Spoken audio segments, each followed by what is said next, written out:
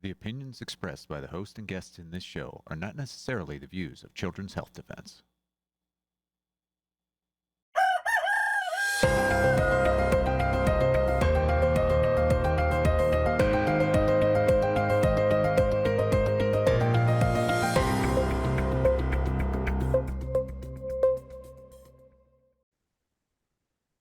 Good morning, CHD. It is Friday, the 8th of May, 2026. We're live here at Children's Health Defense on CHD TV.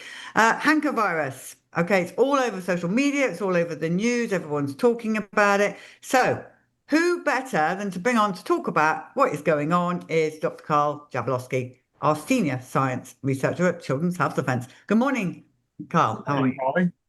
So, hantavirus, tell us what we know so far. I don't mean to laugh because I know it's not funny, but just you know what I'm saying. So the hantavirus is a group of viruses, and they're pretty dangerous viruses. They're part of the viruses that can cause hemorrhagic fever, kind of like Ebola or Marburg's or a yellow fever. But hantavirus, most of them do not transmit between person to person.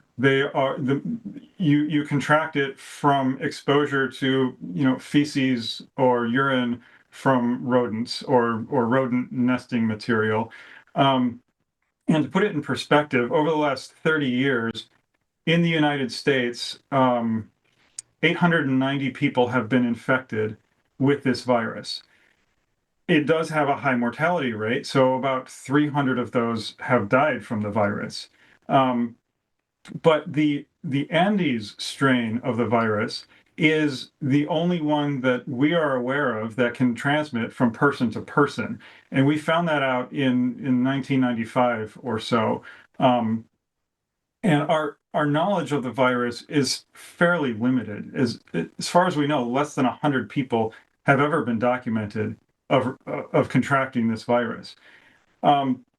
So presently, there's a cruise ship that left the southernmost part of Argentina on April 1st. And it had on board a Dutch couple, and the husband died en route to St. Helena about 11 days in. And his wife was medevaced to Johannesburg and died there. I think it was April 27th or so. Importantly, about 30 people from 12 different countries also departed from St. Helena. And there has been quite a flurry to try to track down those people because they may be carrying a strain of a virus that can transmit from person to person. But by the time it was discovered that the Andes virus was on board this ship, several more people were infected. At least one other person died. I believe it was a German national on board.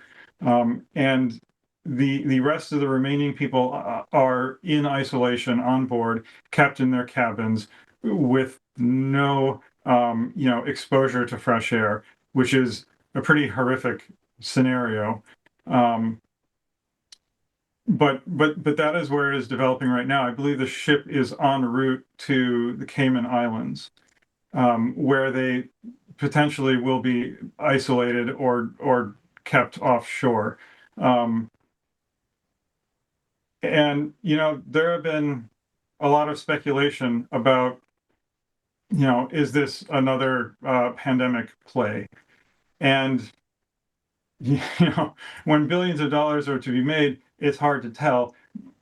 But it is important to note that there are some vaccines in development for hantavirus, and specifically Moderna has paired with the University of Korea to create a hantavirus mRNA vaccine. And that is going to be targeting the spike protein of the hantavirus. However, the one that they're developing is a strain that is more endemic in Korea. The Andes virus, particularly, there are two notable vaccines in development or have undergone at least a phase 1 trial.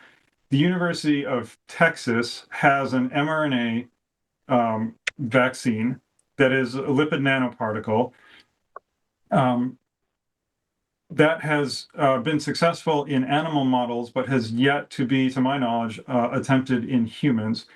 The other one is run by the U.S. Army and NIAID, and they have a DNA plasmid that gets, jet stream injected into muscle, and then that muscle tissue will then start creating those spike proteins with the idea of your immune system learning them and creating antibodies against it.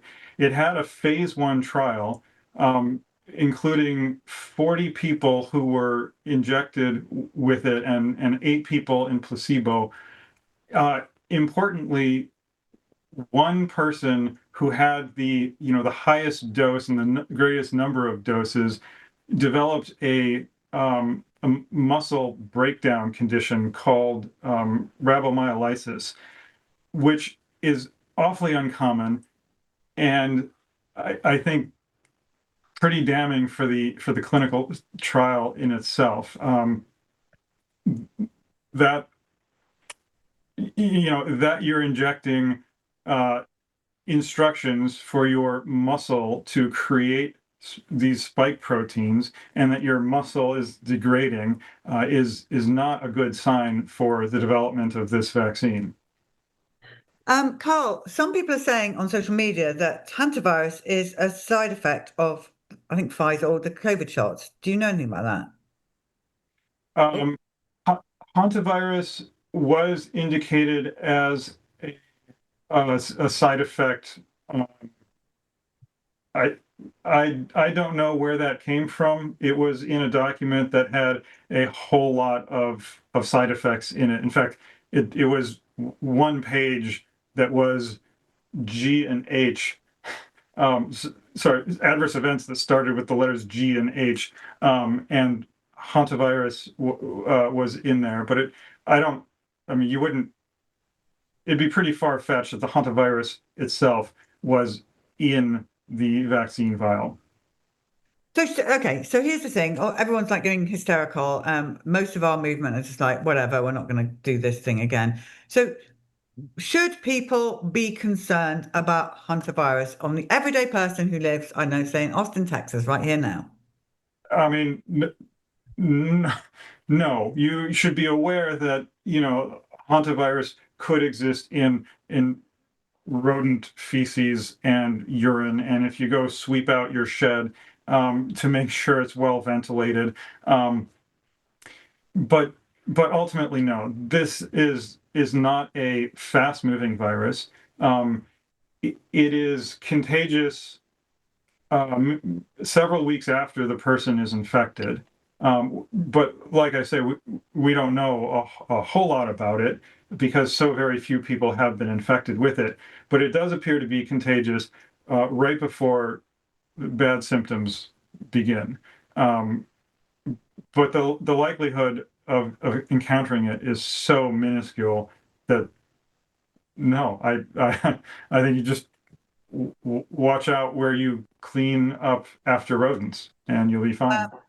The World Health Organization, you and I just saw a clip of this before we came on air, but Tedros, who's heads up the World Health Organization, he's really upset. He wants America to rejoin the world so we can all be friends together in fighting things like this. I don't think that's a good idea. What do you think?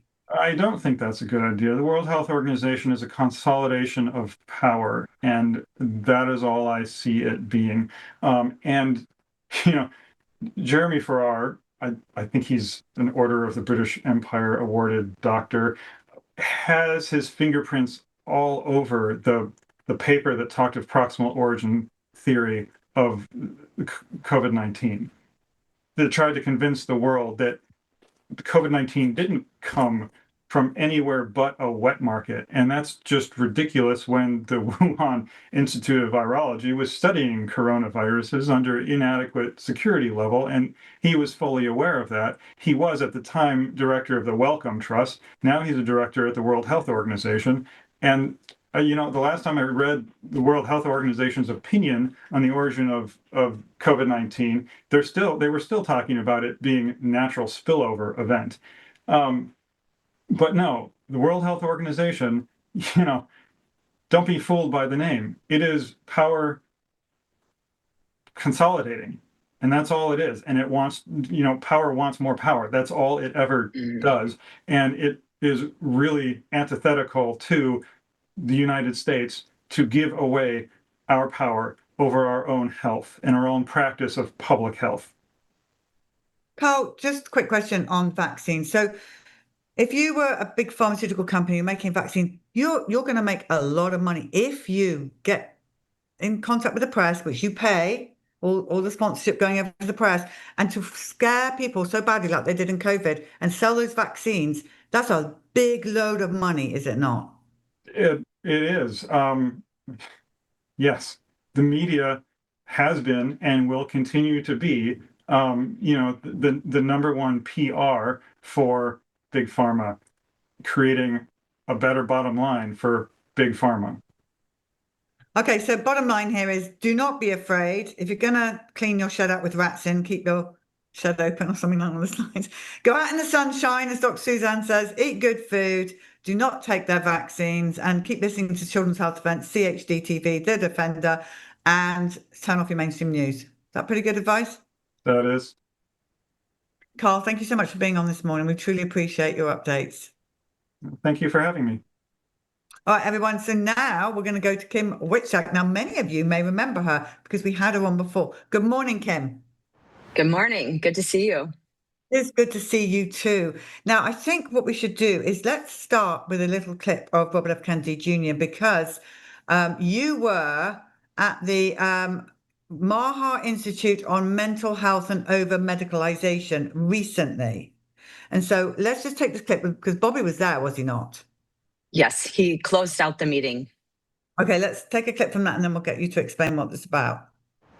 CMS, the Center for Medicaid and Medicare Services, is issuing billing guidance that allows clinicians to get paid for deprescribing work for the first time.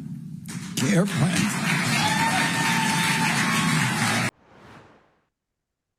What does that mean, Kim?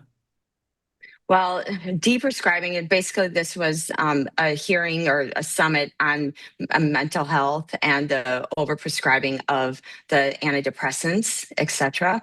And so deprescribing is, we have easy on-ramps to get onto medications, but we have not anything to really help people get off of them, right?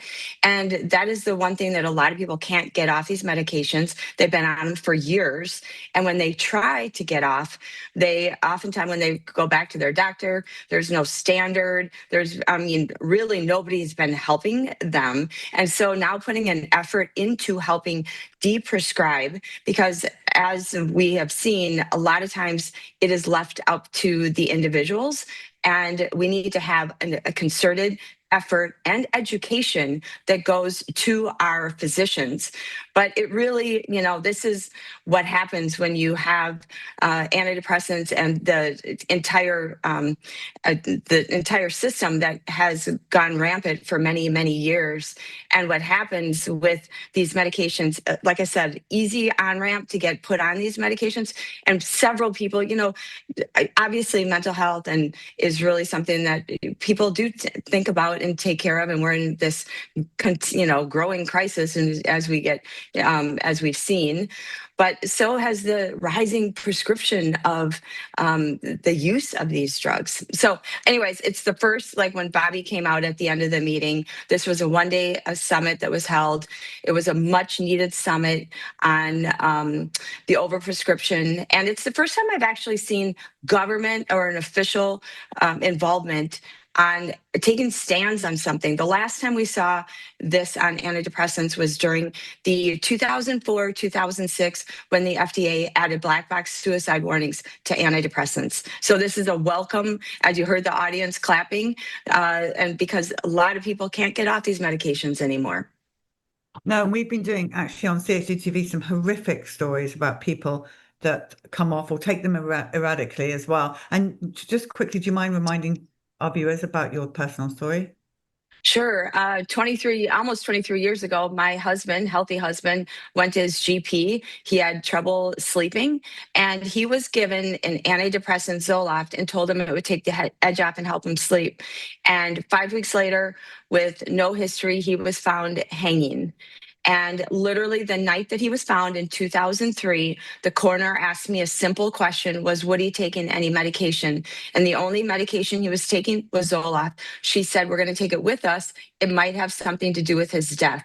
And so really that became the start of how I got thrown into this work. And when I learned that the FDA had hearings in 1991 on the emergence of violence and suicide with Prozac and did nothing, that became my mission to help get warnings added.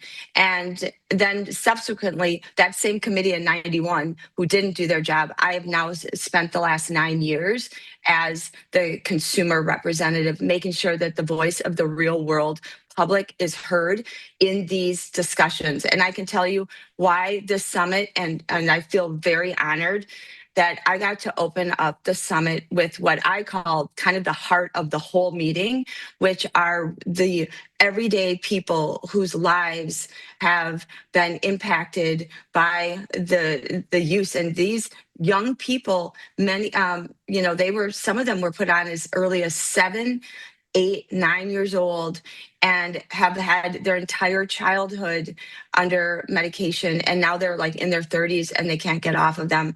And so I think this is why it matters. And I always say, I've learned sitting, the drugs that come on the market at the FDA level, it's a business.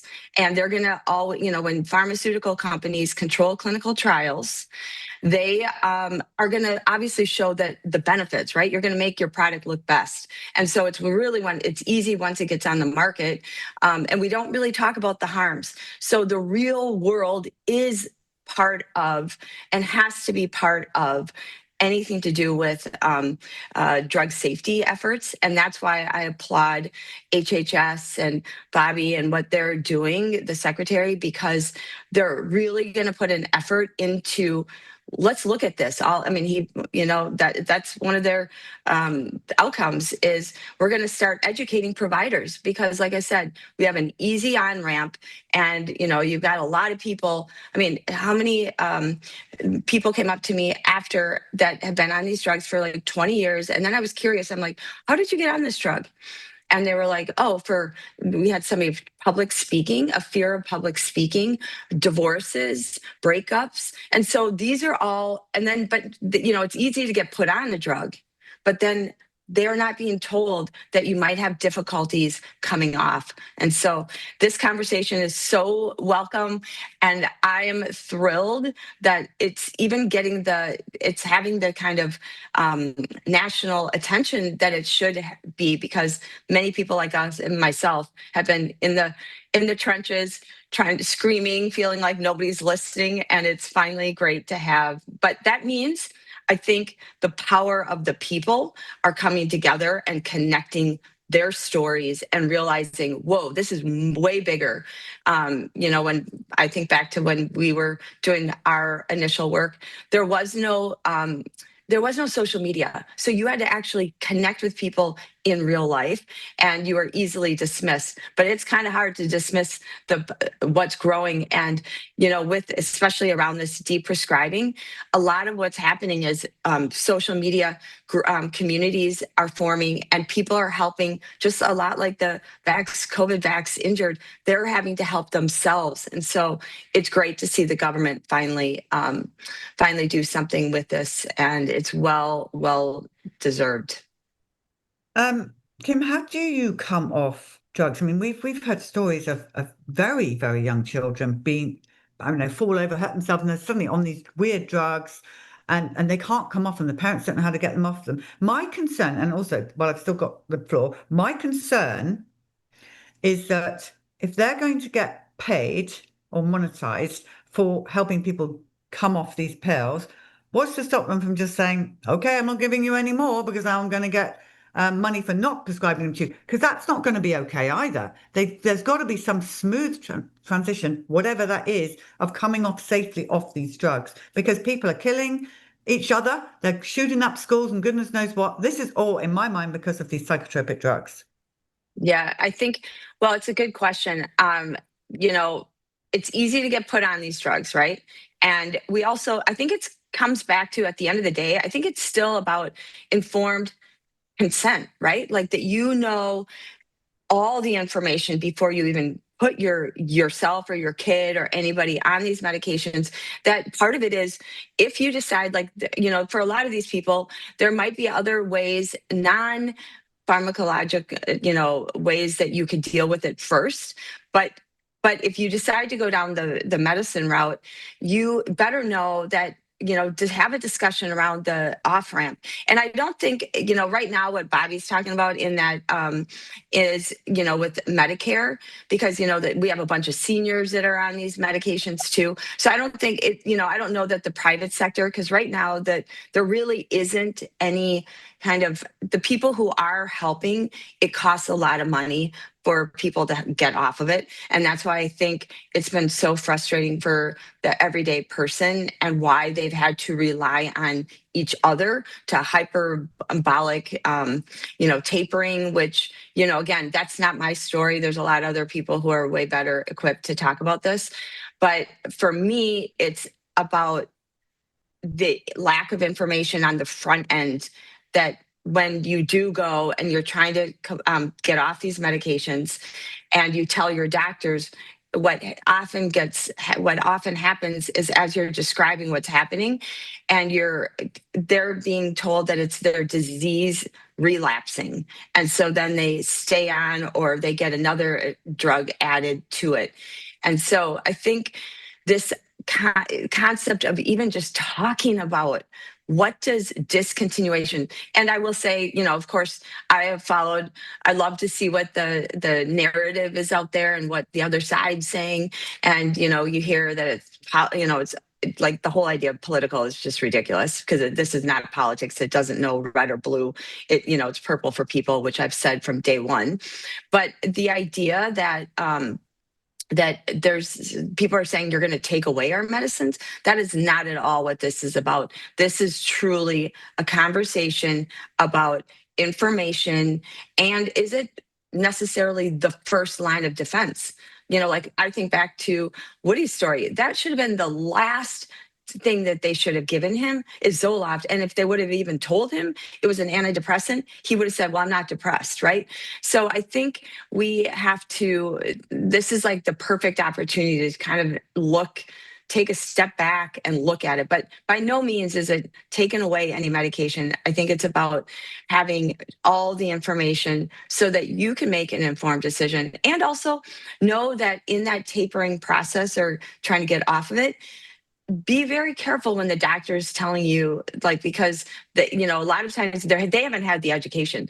So they're like, oh, you can just, it's easily taken off. Remember, the clinical trials for these medications were short term. So like 6 to 8 weeks. So yeah, maybe the discontinuation or getting off of it when you're only on it for a short term was maybe a little easier.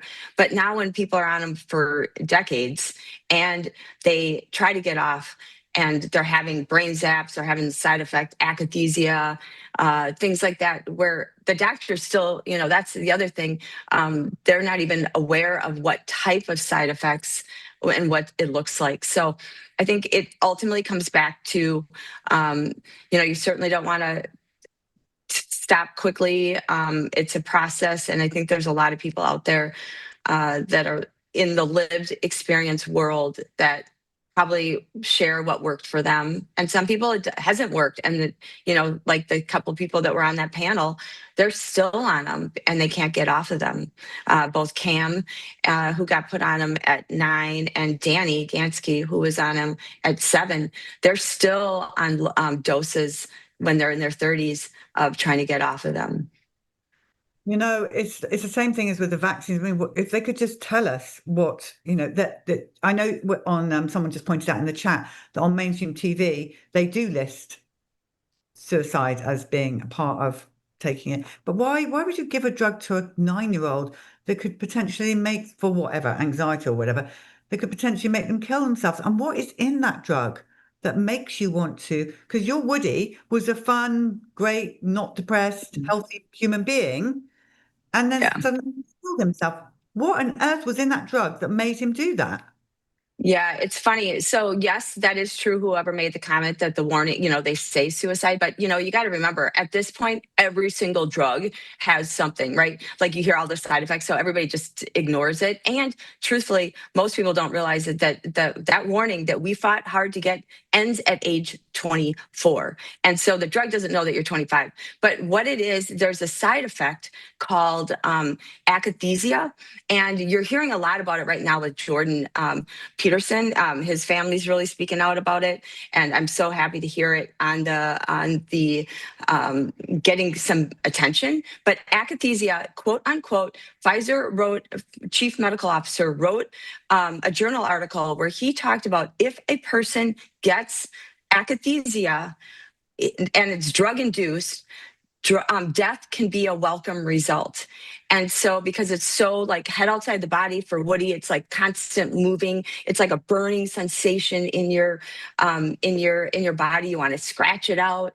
That is the side effect that where he said death can be a welcome result. But what they didn't tell doctors, and what came out of my lawsuit against Pfizer, was that same chief medical officer wrote to his sales staff and said the attached journal article is not suitable for general practitioners, but maybe for neurobiologically inclined psychiatrists. So they intentionally kept it from doctors way back. We're talking in the 90s, right? So if they have not been trained about what is akathisia, what does it look like, how do you get people off? These are, they can be habit forming, meaning their bodies can't get off. We've got a problem. And I think if at the end of the day, if this conversation that was really like highlighted at a national level by the Maha Institute and the HHS coming in, I think we're at least at the point where we can have a national conversation, and that's what is needed. Again, this is not about taking anybody's drugs away. This is not a political conversation. It's because the drugs do not know, and your kid, if you're a red or blue, it doesn't matter. And this is why information is key before we take any medication or any product for that matter, vaccines. Like, I want to know what's in it. We need to know because we're the ones that ultimately pay the price. Even if they tell us to do something, we're the ones that live with the harms and the effects of the products that we ingest or put into our bodies. Kim, I can't thank you enough for being on this morning, for updating us. And please do come back and keep us updated on where this is all going. Now, how can people contact you? They can follow me on X. I'm at Woody Matters. I'm on Instagram. And then, of course, you can find me at kimwitczak.com. And please, and I also have a Substack, Acceptable Collateral Damage. It actually should say unacceptable, but it's really about, we're not cost of doing business. These are people's lives. Kim, thank you for everything that you do for us. We truly appreciate it. And thanks for being on this morning. Thanks for having me. I really appreciate it. You guys do great work. Okay, everyone, just a quick reminder to you all that we need to be buying our tickets for Duty to Disobey, the new children's self-defense movie. It is really important that you do see it if you can. So it's dutytodisobeyfilm.com. We have about a week's left of being able to tip these theatres. So it'd be fantastic if you could get onto dutytodisobeyfilm.com, find your local theatre, local screening and get those tickets so we can at least tip the theatres before June the 30th event. So now I'm going to hand you over to Brian Hooker with Dr. Pierre Kory. So enjoy this. Morning, CHD. Happy Friday. And I am your host for Doctors and Scientists, Brian Hooker. And I am so excited to have, actually have a duo today. One of these guests, unless you've been living under a rock, then you probably recognize him, Dr. Pierre Kory. And he is joined by Katie Allen, nurse practitioner, and they're both a part of the Leading Edge Clinic in sunny Florida. Yeah, I'm jealous, sunny Florida. And Katie, welcome to the show. I mean, Pierre, welcome to the show too. But Katie, why don't you start by telling us a little bit about your background? Sure. Well, thank you so much for having me. It's an honor. And I'm a family nurse practitioner. I started off in Seattle as a regular med-surg floor nurse, and then, decided to seek further education and, became a family nurse practitioner, worked in urgent care, family medicine. I've floated around working at the VA and did some locum tenens work. And then the last 3 years before joining Leading Edge, I had worked at a retirement village where I was the primary care provider on site, and that was just delightful. And then was kindly taken into the Leading Edge, which was much more in line with my values, and I've really appreciated working for Dr. Kory. Dr. Kory, give us the brief snapshot of your background, because there's like so many nuggets there. You worked in emergency medicine, you've worked in the ICU, you don't sweat under pressure. Yeah. I can give you the rundown, Brian. So many good things. And also talk about the Leading Edge Clinic. This is a new clinic for you. So I'm trained as a pulmonary and critical care specialist. So really ICU, I try to stay out of emergency rooms. I'm the upstairs emergency guy, which is the ICU. And, I had a career which I got pretty far, quite well known in my specialty. I was in academic medicine. I was about to become a full professor at the University of Wisconsin, and I headed up their ICU. But, during COVID, apparently I had some dissenting opinions, and that conflict really impacted my career, my life. And I would say I didn't get excommunicated. It was more of a push-pull thing. I think they wanted me to go, and I wanted to go. And so I went into private practice. And, that has been a fascinating journey. I love private practice. Now, we're fee-based because what we do would just never be covered by insurance. And you can't really practice with the freedom and autonomy that really medicine requires once you know about the broader array of therapeutics that are available and that can be used. Whereas if you just follow the rules and you follow what insurance companies tell you to do, it's like having your hands handcuffed. And so it's been the most inspiring and stimulating period of my life. The Leading Edge Clinic, although I'm in Florida, Katie's not. All of our other providers and nurses are all over the country. We do telehealth in all 50 states. And I think one of the foundations of our practice at Leading Edge is the use of repurposed medicines and other therapies. And the reason why is we began as a COVID vaccine injury clinic. Right. And that disease is immensely complex and idiosyncratic. There's very little biomarkers to guide therapy. Most of what we do is empiric therapeutic trials, trying to find the interventions that most relieve the suffering or return function to our patients who are often disabled. And that practice and that experience of 4 years, as well as with COVID, it's more relevant to the topic today, is that we've learned of many therapies, particularly around viruses, that are broadly effective, that are not just specific to one specific virus, but can be used in combination or even solely for a broad array of viruses. And so by that 4 years of kind of research and experience exploring various therapies, I think we have a knowledge base and a therapeutic kind of toolbox that's much wider than is typically expected of physicians and of the system, what I now call the white coats. And today, and I'm glad Katie joined us in this past year, and she's been terrific, and she's bringing some of her interests. And she proposed, why don't we start talking about trying to offer help and guidance to patients or parents, really, I guess, who haven't vaccinated their kids and might benefit from some support and guidance on what to do if their kid got sick. And so that's what we're starting to do. Well, I appreciate it so much. I mean, so many parents who have chose not to vaccinate their kids, or even chosen to skip one on the schedule, are excommunicated from their practices. They're basically kicked out of the practice by their primary care physicians, and they hit the road. So, I mean, these alternatives are so important. Katie, tell us a little bit more about, an intake where this poor persecuted soul, mom or dad, brings in a child, and they're concerned about the measles, which is now there's an outbreak in South Carolina. I believe there's an outbreak in Utah. Even my own little county, Shasta County in California, has had 9 measles cases, and unfortunately I have not been blamed for that. How do you approach sort of those intake visits and just allaying parents' fears regarding infectious disease?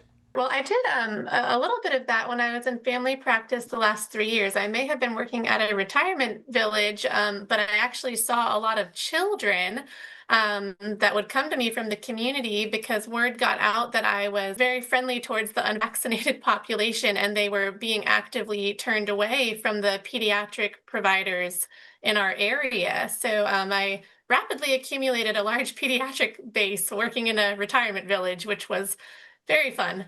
And honestly, those kids did great. They really didn't get too sick, but I did have parents that were worried about measles because there were a few cases in Virginia and in surrounding states. A lot of it was because their other family members were telling them to be afraid because they heard about some cases.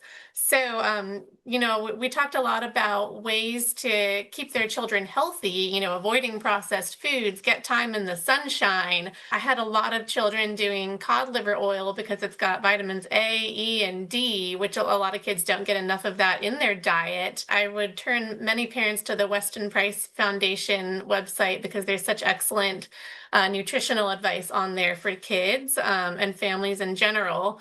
And so we would pretty much have that conversation about how do you support your child's immune system at baseline, and then talk about how even, World Health Organization, one of their, well, there's not a lot of treatment for measles, but they do support vitamin A supplementation. So having, baseline, vitamin A food, sweet potatoes, carrots, organ meats, and then also doing some cod liver oil to make sure that the child was like really well prepped for any infections they might get.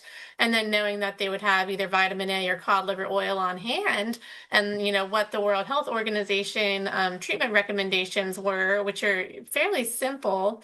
That actually gave the parents a lot of peace of mind and helped them feel supported to continue with the decisions that they had already made for their child and kind of stand up to the pressure Right. around them. So that felt really good for those families. And honestly, it's what I do for my own children. And then, I guess I could keep talking about that, but that's, Yes. Essentially where we start. Dr. Kory, you and I were talking about, and you mentioned repurposed drugs. Are there repurposed drugs that you can use to treat these different, especially viral ailments?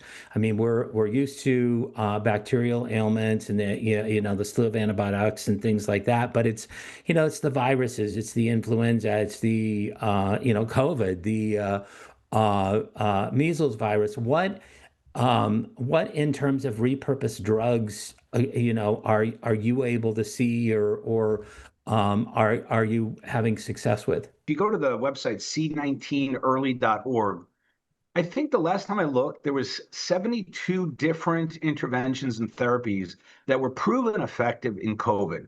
And many Wow. of them are not, RNA virus specific. They're more broad, but literally there's 72. I would say our mainstays, the ones that we have the most experience using that are kind of the broadest, is obviously my friend Ivermectin. That's one of them. Certainly broadly effective against RNA viruses. We've known that since 2012, in vitro. So Ivermectin would be a reasonable choice. Katie, and I agree with Katie. Katie feels another broad, also antiparasitic called nitazoxanide. The trade name is Alinea, and that's a difficult one in the States because the brand name, if you get it from retail pharmacy, it's literally $4,000. But it can Oh be my goodness. compounded, and some pharmacies compound it. The one that we work with knows that we use it, so we get it for $30 for a treatment trial, 5 days. And that also has broad efficacy against a number of viruses. My colleagues in South America felt at times that there was better than ivermectin during COVID. And then we can escalate to what I call even umbrella therapy. So, these are therapies that are so broad, not only in terms of categories of diseases, but particularly in infectious diseases. So one would be DMSO has some broad efficacy, but chlorine dioxide, which is not approved for anything, right? Well, except for topical mucosal use, acne, sinuses, things like that. But that is actually the broadest antimicrobial that I've ever studied. I just wrote the book called The War on Chlorine Dioxide, published about a month or two ago. And I spent a year of my life, trying to uncover that story and try to learn as much as I can about it. We do it with a lot of effort on informed consent, really going over the safety, its efficacy, its decades of use. I did uncover trials where they use it IV, they've used it oral. And so there is some research basis for it.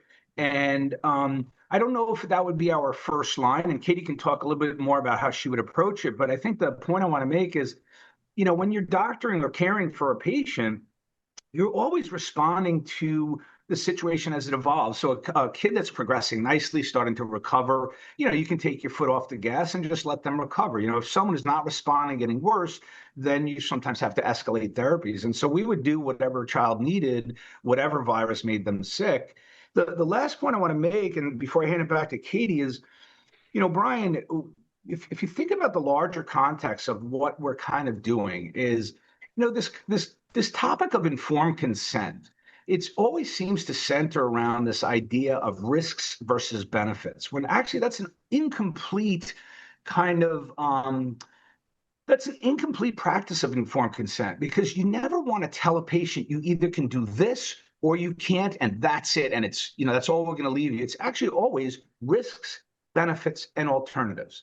And as Katie was sort of mentioning, in many parents' assessment, as their education on vaccines has exploded since COVID, I think many people started asking questions on the vaccines, including myself, that had never been asked before. I'm one of the poster childs for that. My children were fully vaccinated before COVID. Now I would not give a child any vaccine. And so many of the parents who have that similar sensibility, the problem is they want to protect their child from the risks of the vaccines, but I think many feel uncomfortable that what if they were to get sick and I somehow I'm responsible for withholding something that potentially could be a benefit. And so for some of them, it's very, I think they feel very uncomfortable. Am I doing the right thing for my child? And we're not saying that this alternative approach is the right thing, but it is an alternative. None of these viruses, that's why they have vaccines for them, have considered to have an accepted treatment approach. But it's not unreasonable to reason yourself saying, wow, we did such a great job treating one of the most horrific viruses, which is COVID. It shares a lot of properties and mechanisms with many other viruses. And some of these treatments, which are really broad, not only will work, I mean, that not only can work, they're almost certainly going to work. And I think that's a reasonable alternative that a parent might want to pursue. And so what we're doing really is we kind of, well, Katie, why don't you talk about what a meds on hand visit is and what the concept and why we think that's a benefit. If you have the medications already on hand, then the second you get sick, you're ready to go. You don't have to kind of wait, and you can go ahead and start something before it becomes severe. And honestly, I was hoping to teach people about chlorine dioxide during the meds on hand visits if they're open to it. Not everyone may be, but if they think their child is starting to come down, with any old virus, you can always do a bath with chlorine dioxide. It can help a fever. It can kind of limit the spread of the virus very early on and really hopefully avoid any, gross illness. And the thing with measles, you may have some, upper respiratory, some fever before you even get that telltale rash. Not everyone gets the spots in their mouth. So, and not everyone knows exactly what to look for unless you had a known exposure. You may not know if your child has measles or something else, but you can always put them in a bath with a little chlorine dioxide if they're starting to come down with something. I do that with my own children, and honestly, it's worked well to avoid many a viral illness. So I'm hoping that parents might be open to learning a simple tool like that. So that they could have that on hand too. And then to have, nitazoxanide and ivermectin on hand, for their children, if there was a known exposure to measles, I'm kind of hopeful that they might be able to take a dose of nitazoxanide as a prophylaxis if they had a true known exposure. I know we've done that with COVID before, so why not do that with measles too? And then, if there was really some concerning signs, that they could take the full course of nitazoxanide, and if they're not improving, they could add on some ivermectin. And if it's not measles after all and it's some other virus, it probably will still work. I love this whole thing because, you hear about viruses, treating viruses, whether it's influenza, COVID, that you really want to start early. And what would be earlier than, not having to go to your practitioner in a pharmacy or wait for a culture, wait for this, wait for that over a weekend, but just jump on it right away. But talk to me about chlorine dioxide, because I always hear, the negative press, the fear porn. Oh no, President Trump is drinking bleach. He's telling us to drink bleach. And of course, Pierre, you went through this with ivermectin and quote unquote horse paste. But what type of dilutions are you using? And what's the preposterousness by comparing it to sodium hypochlorite and bleach? I wrote the book, The War on Ivermectin, and that was sort of what I learned over COVID of how they can demonize, distort, suppress a widely available effective therapy that threatens their profit interests for their other products, right? And so the book that I just published, The War on Chlorine Dioxide, it's kind of the same lesson, the same story, except I'm going to make a kind of a powerful statement here and say at the end of the writing and publishing of those two books, it's my belief that chlorine dioxide is the most suppressed therapy in modern times and has been for decades. The last time you saw a credible presentation of chlorine dioxide was actually in 1988. In a report from NASA. It was actually an annual report that NASA put out. And you know what they called chlorine dioxide in that report? The universal antidote. And it described all of these animal diseases and human diseases that it was being trialed on and having success with. And really, after that report, I'm sure someone got fired over that report, but that's back in 1988. You really don't see a fair presentation of it. And chlorine dioxide, because it has chlorine in the name, really is used by the other side. So you cannot find any major media or any sort of publication mentioning chlorine dioxide without being attached to the word bleach. Those two substances are fundamentally and mechanistically different. Although chlorine is in the name, it's not a chlorinating agent. It does not generate free chlorine species. And so it metabolizes something called sodium chlorite.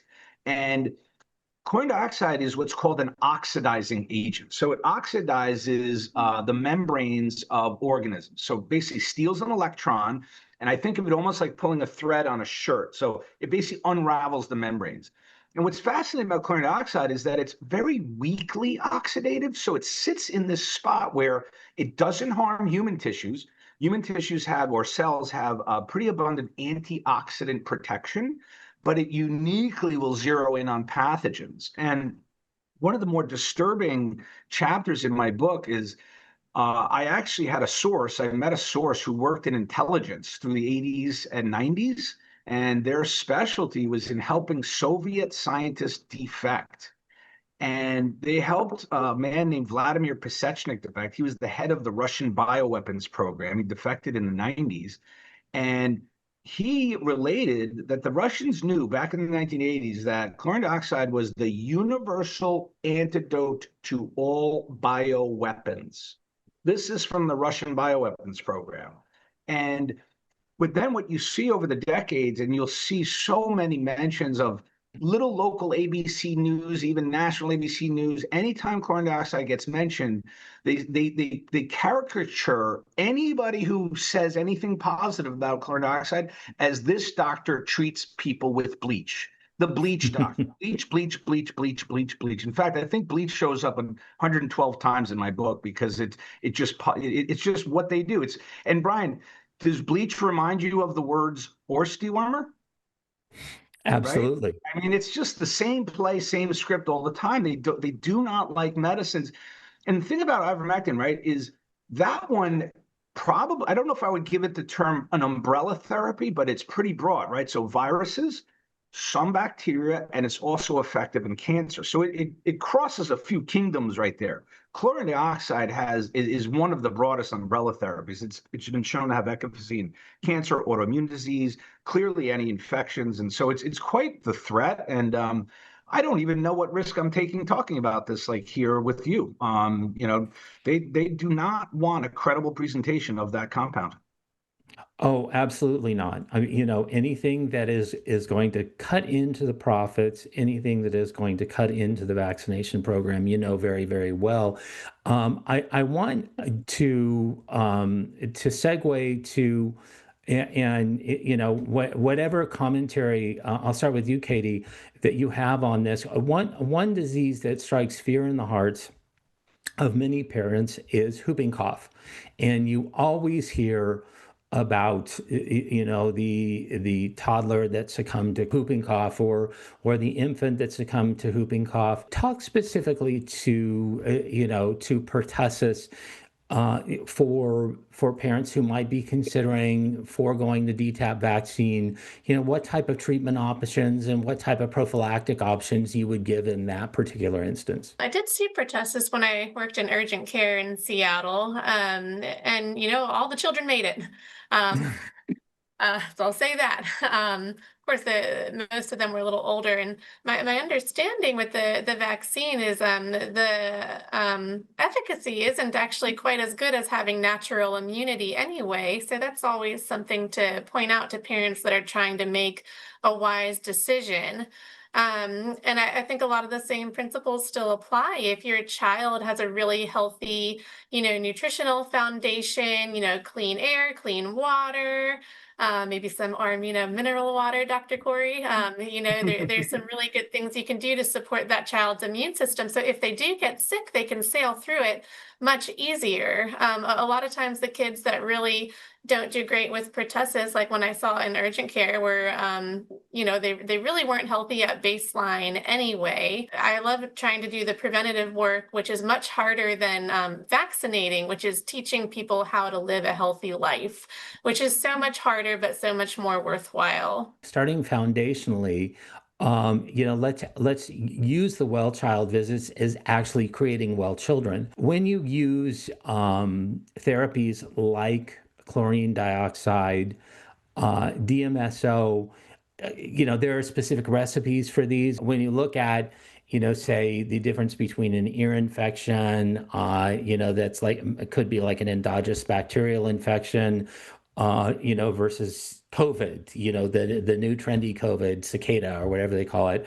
There are differences in the way these are formulated. There's a man named Jim Humble. He was sort of the pioneer. I think he's the one who really was the first one to disseminate the efficacy and applicability of chlorine dioxide in the treatment of human disease. And he was actually a gold miner. He was actually a very interesting man. He had done a lot of different engineering work, aeronautical work, and then he developed methods of gold mining. And after he discovered the efficacy of chlorine dioxide, he really devoted the rest of his life to treating people for disease. He was not a doctor. He said he once said in an interview that he was proud that he was not a doctor. He literally traveled the world learning, teaching others how to mix it, how to dose it, and how to treat others. And he wrote a book which I consider the Bible, and I'm probably going to get the name wrong, but I think it's Recovery Guide for Health and Healing. It's by Jim Humble. And in there, to answer your question, Brian, the protocols for treating, and orally, nasally, sinuses, eyes, nebulized, there's an immense amount of protocols in there. There's also a lot of pretty credible sources online. There's a gentleman who did a website called the universalantidote.com. Mm-hmm. They're a very experienced critical care nurse of 25 years with a deep interest in various aspects of different therapeutics. And they put together a documentary on chlorine dioxide, and they manage a site which is a wealth of information and teaching. So if anyone wants to learn about it, I think that's a great site. But the protocols tend to be pretty simple. Going back to pertussis for a second, something that they never tell you is that macrolides actually are reasonable to use. I mean, you can try a Z-Pak with them. You can treat a bacteria with there are available antibiotics. Right. If you were really in trouble, interestingly, you can easily nebulize chlorine dioxide. But I love Katie's approach. I always forget to bring up what she does, which is that, especially for children, chlorine dioxide, you can put a child in a bath, and it is absorbed transdermally, and it has efficacy. We've seen quite a few people respond positively to baths. So it's like super simple, easy. You just mix the chlorine dioxide, you put it in the bath, and the kid spends 20 minutes in there. And these are just super safe, simple approaches. Absolutely. And there's no doubt, it is the universal antimicrobial. Having spent so much time in the laboratory myself, our products were chlorine-based products for disinfection and sanitation. With the leading edge clinic, what has been the response and what has been the blowback, if anything? I would say we have not had any blowback or responses yet, but just by you asking the question, Brian, it's because you expect us to, probably meet some. And I will say to date, we've been open for 4 years. Just our 4-year anniversary was in February. Right. We've been not silently, we've been working under the radar. I do talk about my work, but I've been sort of, kind of relegated to the sidelines in the public profile. Most folks don't listen to me, but there's certain sectors where my wisdom is appreciated, like yours and Brian. I think you like to have me on and share my experiences. So I don't know. I think we fly under the radar a little bit, and which is probably a good thing, because if we were to present ourselves as a credible threat with these alternative approaches to treatment that would then be adopted and become popular, I would be worried. I don't think we'd last very long. We need to heal children. We need healthy children. And that's why we need places like the Leading Edge Clinic to be around for a long, long time. Katie, where are you based out of? I'm in Southwest Virginia right now. Oh, South? Oh my goodness. Okay. Well, all of my ancestral relatives are from Southern West Virginia. You guys do a lot of telemedicine, and so this is kind of a nationwide enterprise, if you will. And where do we find out more about the Leading Edge Clinic? Do you guys have a website or a web presence? Well, the easiest would be the URL. I'll give both, but oddly, Brian, and I'm very proud of this, but if you actually put in Leading Edge Clinic, there's a pretty good chance we're going to show up on Google. I don't know how long that will be after this episode, but the other one is just to put in drpierrekory.com. Wonderful. Wonderful. Well, thank you so much for joining us today. Healing children despite persecution, despite, whether you're swimming upstream, like a salmon on the Columbia River or whatever, you guys are doing it. And my hat's off to you. And I just appreciate your commitment to that, regardless of what the cost. Thanks, Brian. Appreciate it. Thank you. And thank you, everybody, for joining us for this important episode of Doctors and Scientists. Even though Pierre is flying under the radar with Leading Edge Clinic, please share this episode. Let's heal some kids.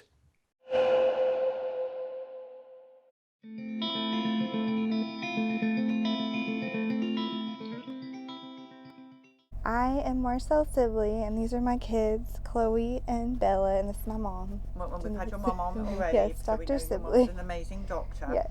So this is entitled Why I Didn't Vaccinate My Children. So these two children have had no shots. Well, she has had the vitamin K, but other than that, no.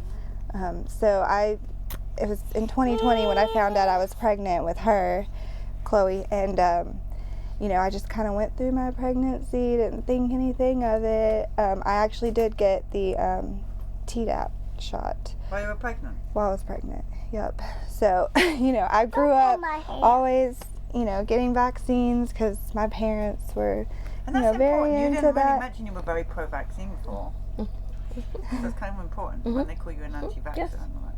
No, I'm not. Yes, yeah. So when I was in college, she'd always be like, Marcel, have you gotten your flu shot? I'm going to have it here for you when you come home. So, I would come home from break and she'd give me my flu shot, which, I didn't think anything of either. And thankfully I never had, any serious problems. But, 2020 when everything was happening and with the mask and, I was treated crazy at my OB appointments, I wasn't allowed to come in there without a mask, and I couldn't have my husband there for my ultrasounds, and it was just, it was just crazy. So I listened to the doctors there, and I got my shots, and I guess it was right before I had Chloe that my dad, just randomly came to me with this sheet of paper that was like, I think that with all the vaccines they're getting as a child, that maybe you should think about just spacing them out, And so he gave me this list of, when I should get all the shots, And Now, what kind of a doctor is your dad? He's a pathologist. And so he was the first one in the family to say, hey, Yeah, well, we had a friend that I think had mentioned something to him about it, just asking them, hey, what do you think about all the vaccines that they're giving kids? And so when he went to look at it, he was like, oh, there is a lot. Maybe we should space them out, but not eliminate them. No, don't eliminate them, just space them. So I was like, whatever, I'm going to do this. And so then, the girl that had reached out to him to ask him about the vaccines, I reached out to her just like, hey, why are you thinking about not, vaccinating your kids? And she started sending me some podcasts to listen to, which was Dr. Bob's The Vaccine Conversation. And so I started listening to those, and it just went into down a rabbit hole. And I started out, when I first had her, like, I'm just going to wait and think about it. I might get the Hib, and I might do this one later. And then just, as I started researching more and more and reading books, I just decided, like, I don't see any benefits to this. And really, I just hear a lot of people getting injured. And when I started thinking about all my friends that had kids and how many of them are just sick and, not, have all these problems as little babies. And so I was like, I'm not going to do it.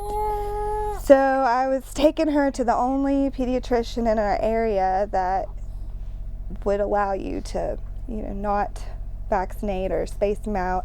Every other one in the area requires you to follow the schedule exactly, like not even space them out. So we were going there, and then when she hit 15 months, they said, hey, if you're not going to start vaccinating, we can't see her anymore. Which, granted, she's never been sick. I've never had to bring her to an extra appointment, call them for any reason. So I was like, okay, well, I guess I'm done. So I went out and found a family practice doctor that would see her. And so when I had Bella, when I got pregnant with her, I was like, I'm going to do things differently this time. I don't want to go to my OB, because when I had gone there for my follow-up appointment, they just tried to pressure me into getting the COVID vaccine and making me feel like I was crazy for not getting it. And they were still doing the masks. I'm okay. You're okay. Well, it's boring, isn't it? For her. Sarah's got the organic drink. Maybe she might. And so I decided to do a birthing center. I wanted to do a home birth, but with my parents and my husband and stuff, they kind of had some reserves, which, I get.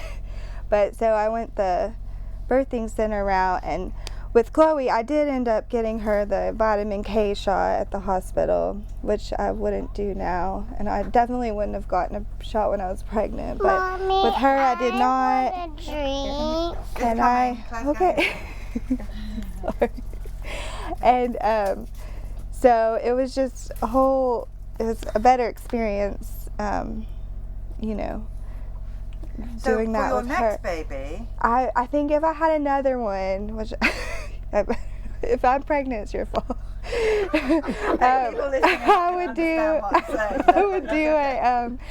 would do a home birth probably. Yeah. But North Carolina, where I live, I'm actually from Asheville, which is crazy to me that they don't have more people that will accept unvaccinated kids, because you always think of Asheville as like a hippie town, but there's really nothing. But they have some weird rules about home birthing, so yeah, I guess we'd have to go. Home birthing? I'm not now. She actually convinced me in 2020 to become her doula. So I, besides being a COVID doctor in internal medicine, I got certified as a doula. How much fun is that? So so I was her And she's doula great, for her too. 2 pregnancies. I mean, you couldn't get any more better, really. No. She'll fight for it, Oh yeah, she was great. I mean, honestly, she's probably the best one. So I'm just lucky that I got her. But yeah, and I was just thinking, people have asked me, like, if I had had my kids before 2020, I might have vaccinated them, and who knows where they'd be. So as terrible as COVID was, I'm kind of thankful that it woke me up to what's happening, and that I could have my kids and keep them healthy and look very safe. healthy. And they rarely get sick, so No antibiotics I ever. am grateful for that. But Well, that's a great story. Thank you for telling us. Anything else you want to add? Anything to the young pregnant mum that's watching now, thinking, I don't know what to do? I mean, all I can say is just, do some research. I find it odd that I'm in a couple baby groups for both of them, and just, people have no idea what they're putting into their babies. They say they'll make a post about getting shots, but if somebody asks them, like, what did they get? They're like, oh, I don't know. And so you're not paying attention to what you're putting inside them, but you're worried about the clothes, like the polyester in their clothes that they're wearing. It just doesn't make sense to me that you're not researching more about what you're putting into their bodies, which I think is really important.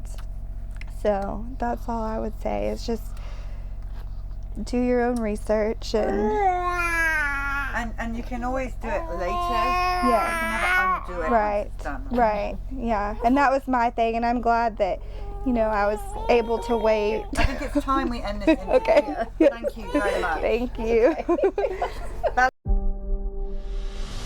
46% of the American people say mandates are dangerous, they're damaging, and vaccine science isn't settled. The steady decline of childhood vaccine rates. Vaccination rates continued to decline last year. There's a discourse about vaccines that didn't exist before.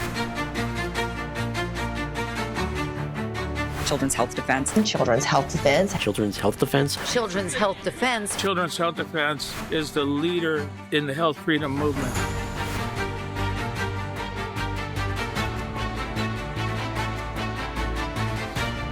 The Department of Health and Human Services is overhauling the immunization schedule, now only recommending 11. We are making recommendations that are science-based, that are common sense. Secretary Hegseth discarding the mandatory flu vaccine requirement. Your body, your faith, and your convictions are not negotiable. People recognize you have to be able to make an individualized decision. For the first time, the U.S. FDA will acknowledge that COVID-19 vaccines killed American children. States are putting in place medical freedom laws. There's bills in Congress that Children's Health Defense is supporting, the GRACE Act for the right to religious exemptions, the End the Vaccine Carve-Out, ending liability protection, and Tom Massey's bill to repeal the PrEP Act. One of the most aggressive medical accountability lawsuits in decades. Suing the American Academy of Pediatrics. CHD is suing under RICO laws, claiming that the AAP operates as a criminal enterprise and has for decades. A federal judge yesterday blocked Robert F. Kennedy Jr.'s recent overhaul of the nation's childhood vaccine schedule. They basically just froze all vaccine policy. The American Academy of Pediatrics and other medical groups filed a lawsuit arguing the vaccine changes violated federal law. Which is outrageous for a single judge sitting in Boston to stop any work at the Centers for Disease Control related to vaccines. This conflict between medical freedom and medical coercion, it's a fundamental conflict that we must resolve now in favor of medical freedom or forever be truly slaves to medical tyranny. I am so glad that there are people like you who are still fighting this. Children's Health Defense. If you don't know what they do, folks, look it up. We have got to, as a society, global, decide, is medical coercion okay, or do you have a right to decide what happens to your body?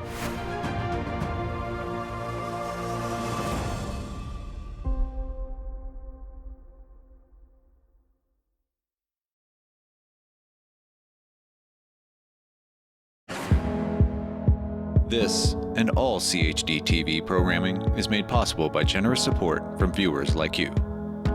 Please consider making a contribution today to keep our programming going strong. Thank you.